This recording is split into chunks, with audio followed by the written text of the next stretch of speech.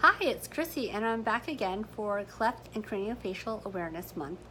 And this time I am talking about the initial cleft lip surgical repair.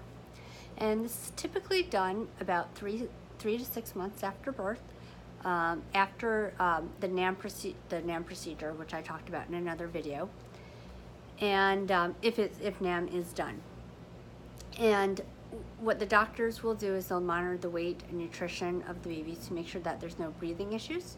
Obviously, you don't want breathing issues for a baby going to surgery. And the most common type of repair is called a rotational advancement repair.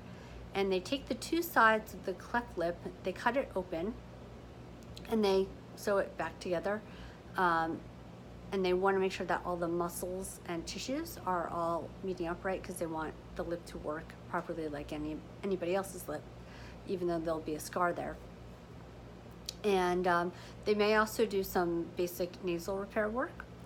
And this varies greatly between doctors, but they may use some sutures and stents to form that nose depending on what kind of repair that is done. They may also continue with a NAM or that device, the NAM device, to keep the to maintain the shape that the doctor has created during the surgery.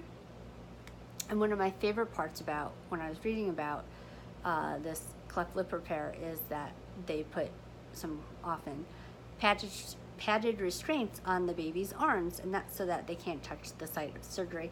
Makes perfect sense. Well, I know that not when I was a 4-month-old baby having my first surgery, but I know that after when I was a little bit older having surgery, they put the restraints on me, and I got out of them and was climbing up the stairs. So I hope they put them on a little bit better, and that babies are not as good at getting out of them as I was. No harm, no foul, but that's my funny little story about the arm restraints. I'm sure I'll mention it again if I talk about some of the older surgeries, or some of the surgeries that children have when they're older.